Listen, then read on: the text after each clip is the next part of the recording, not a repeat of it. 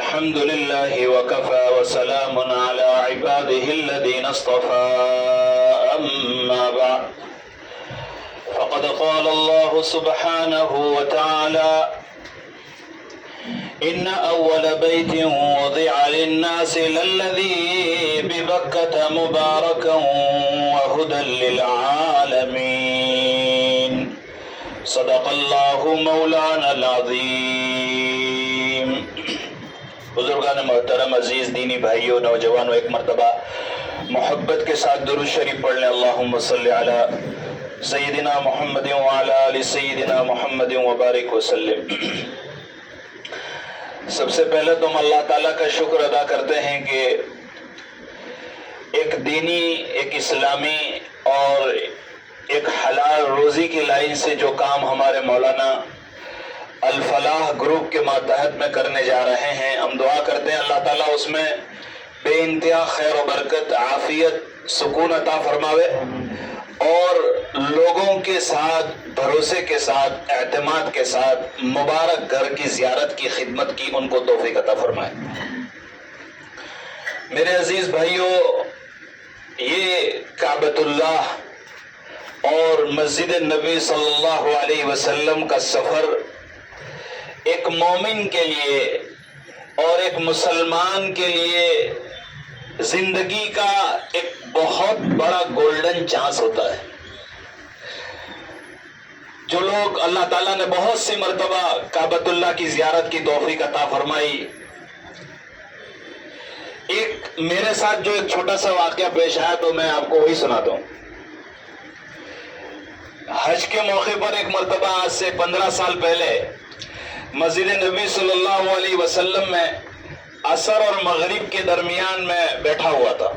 مولانا سننا دھیان سے، عصر اور مغرب کے درمیان بیٹھا ہوا تھا۔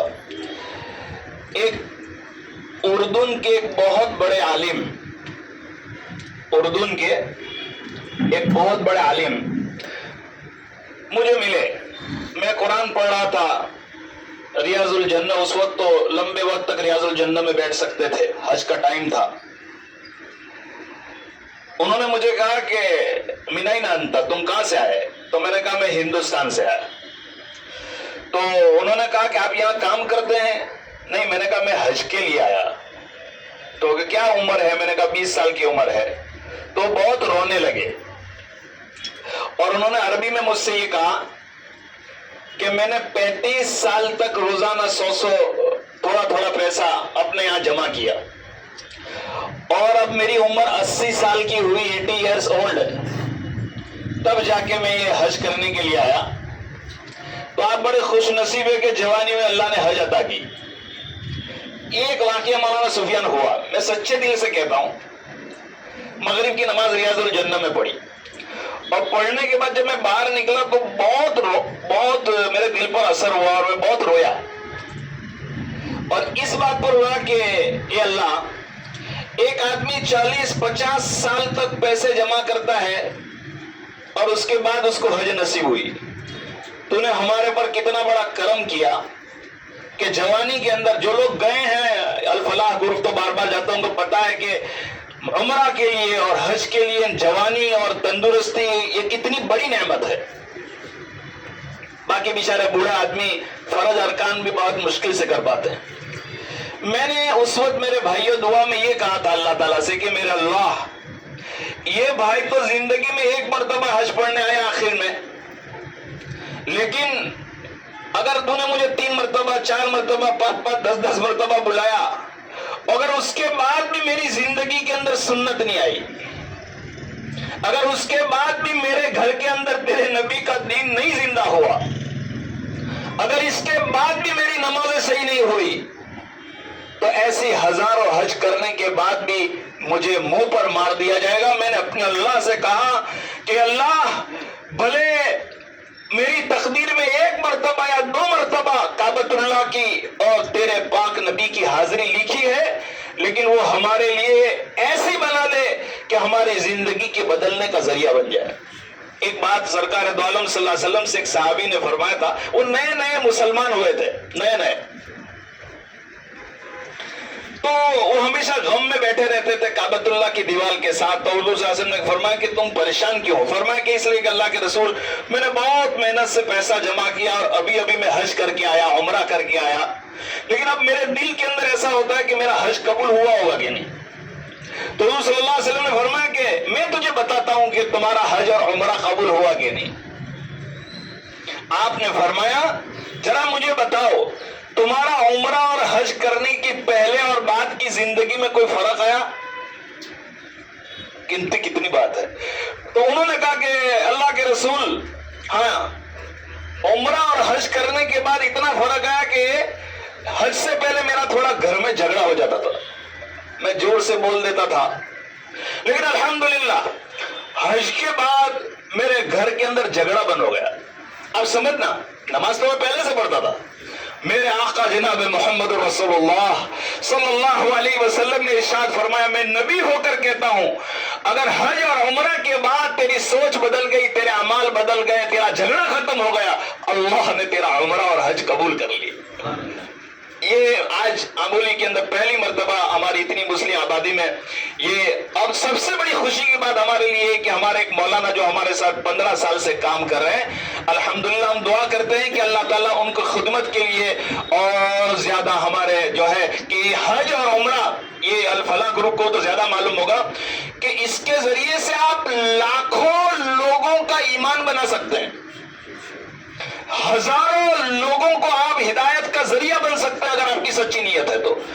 بس اخیر میں دعا کرتا ہوں اللہ تبارک و تعالیٰ یہ امانت میں خیانت کرنے سے, وعدہ خلافی کرنے سے, دھوکہ دینے سے بچا کر ایک سچا مسلمان بن کر ہم ایک دوسرے کی خدمت کے لیے اللہ قبول فرمائے. اور پھر ہم یہ دعا دیتے ہیں کہ لوگوں کی توجہ کو یہاں سے مرکوز ہو اور زیادہ سے زیادہ لوگ یہاں سے فائدہ اٹھائے. ایسی اللہ تبارک و تعالیٰ سے مدد مانگتے ہیں اور پیارے آقا صلی اللہ علیہ وسلم سے اس موقع پر ہم کیسے بھول سکتے ہیں کہ ہم دعا کرتے ہیں کہ اللہ ہمیں اس گھر کی بار بار زیارت کی توفیق عطا فرما. میں آج صبح میں ہمارے مفتی حفظ الرحمان صاحب کی ایک بات سن رہا تھا. حضرت نے بتایا کہ سیدنا امام ابو حنیفہ رحمۃ اللہ علیہ اپنی زندگی کے آخر میں جب حج پڑھنے گئے تو بہت نیک آدمی تھے, تو ان کے لیے کعبۃ اللہ کا دروازہ کھولا گیا تھا.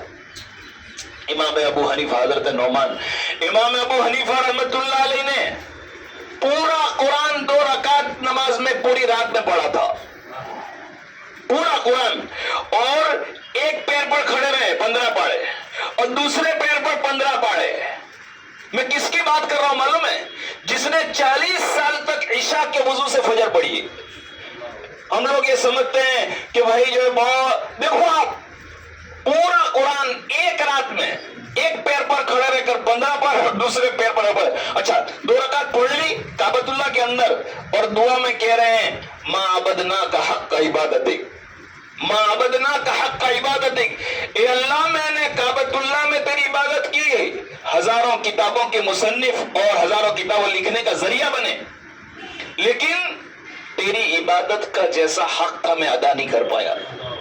میرے بھائیوں اللہ تبارک و تعالیٰ قبول فرمایا. اور ہمارے لوگوں سے دیکھو ماشاءاللہ انہوں نے بہت سستا گروپ بھی رہا ہے تاکہ غریب سے غریب آدمی بھی جو ہے اس سے زیادہ سے زیادہ فائدہ اٹھا سکے.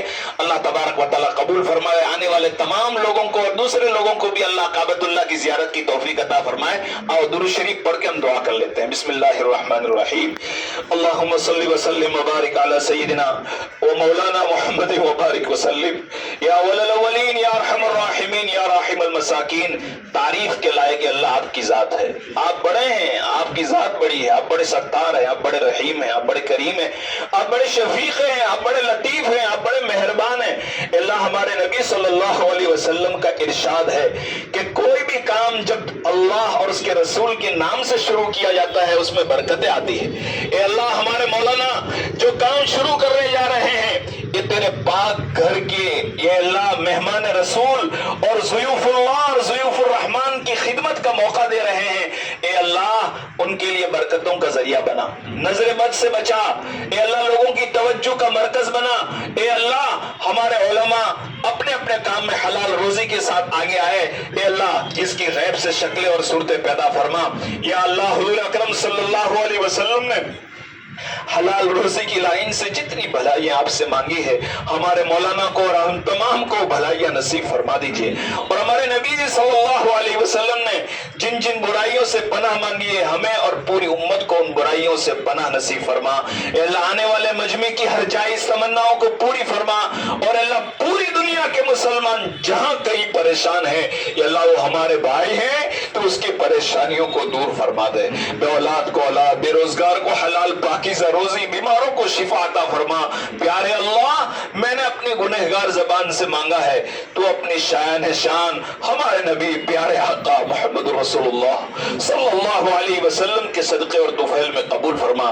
ان اللہ وملائکتہ یصلون علی النبی یا ایھا الذین آمنوا صلوا علیہ وسلموا تسلیما۔ اللہم صل علی سیدنا ونبینا ومولانا محمد وبارک وسلم برحمتک یا ارحم الراحمین۔